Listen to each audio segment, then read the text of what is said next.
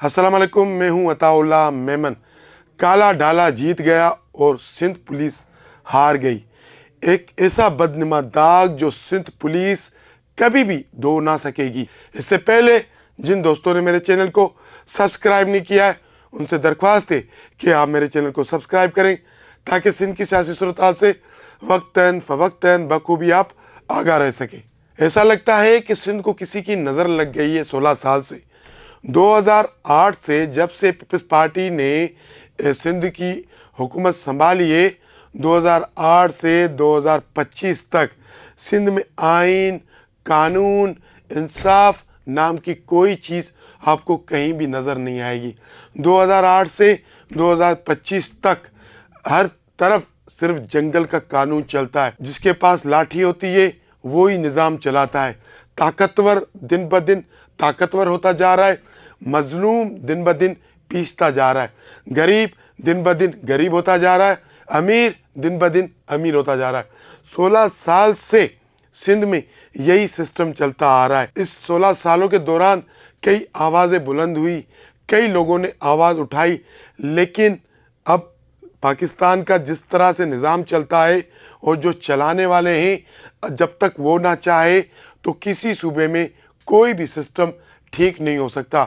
इसी तरह सिंध में जो ये सिस्टम चला रहे हैं, जो ये निज़ाम चला रहे हैं, पीपल्स पार्टी की हुकूमत पर जिनका आशीर्वाद है, जब तक वो ना चाहें तब तक ना पीपल्स पार्टी हट सकती है, ना सिंध के निज़ाम में कोई तब्दीली आ सकती है। आए दिन सिंध में नाइंसाफ़ियों की, जुल्म की, बर्बरियत की ऐसी कहानियाँ सामने आती है जो सुनकर जहन दिल दहला जाते हैं, इंसान हिल जाता है। अगर आप सड़क पर जाते हुए किसी ताकतवर को देखेंगे तो इंसाफ, कानून उसको सलाम करता हुआ नज़र आएगा।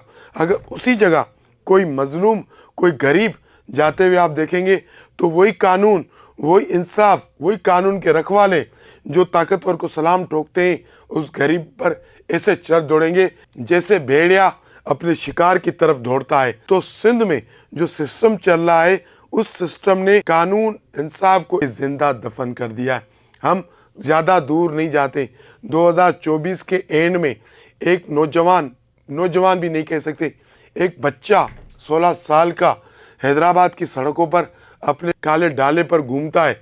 एक पुलिस एहलकार उसको रोकता है तो वो बच्चा गाड़ी से उतरकर उसको माँ बहन की गालियाँ देता है और उस पुलिस अफसर को ये कहता है, ये सिंध पुलिस के अफसर, तेरी हैसियत क्या है? तेरे जैसे तो हम 4, 5, 6 अपने डाले में पीछे बिठाकर घूमते रहते हैं, तू है कौन?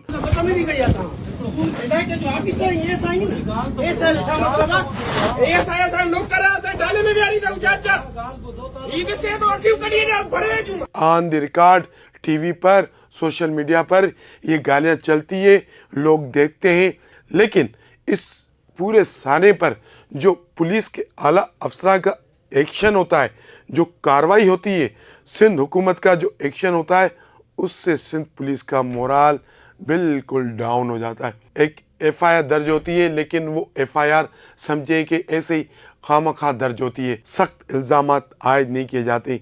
क्यों नहीं किए जाते? क्योंकि ये बच्चा कौन है, इसका बाप कौन है?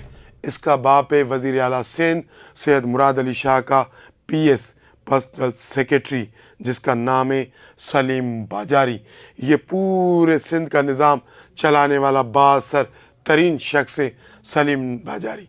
वज़ीर आला सिंध के बाद अगर सिंध में कोई ताकतवर है तो ये सलीम बाजारी है। ये सिंध पुलिस के अफसर को माँ बहन की गालियाँ देने वाला इस सलीम बाजारी का बेटा था। अब सोने पे सुहागा हुआ यूँ कि जब ये एफआईआर दर्ज हो गई, गिरफ्तारी कुछ भी नहीं हुई। जिस दिन एफआईआर दर्ज होती है उसी दिन रात को ये सलीम बाजारी का बेटा, जो पुलिस अफसर को खुलेआम गालियाँ देता है, और एसएसपी ऑफिस में एक मीटिंग होती है, उसमें मामला रफा दफा किया जाता है। जब ये वाक़या पेश आता है, हैदराबाद के एसएसपी फ़ारूक लंजार होते हैं। आपको पता है, मैं आपको एक बात बताऊं, जो सिंध में एक कल्चर है, बड़े लोग, बल्कि पूरी दुनिया में, सिर्फ सिंध नहीं पूरी दुनिया में ये कल्चर है, अमीर लोग जो अपने कुत्ते पालते हैं ना, उनको पीछे डालों पे बिठा दे। बाजारी का बेटा जो फ़खरे अंदाज से बोलता है ना, तो आप मुशाबत देखें उसके कहने का अंदाज और सिंध पुलिस को जो उसने हैसियत दी है, आप वो देखें।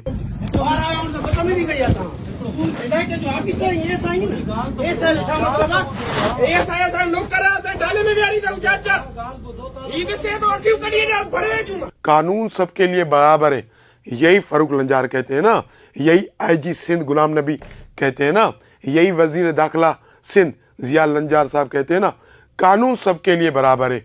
क्या कानून, वाह वाह वाह वाह, क्या आपका कानून बराबर है। सब ने वो देखा कि एक बच्चा गालियां दे रहा है सिंध पुलिस के अफसर को, माँ बहन की। मेरे पास अल्फाज नहीं आ रहे, मैं क्या कहूँ, बार बार दोहराते हुए मुझे भी शर्म आती है।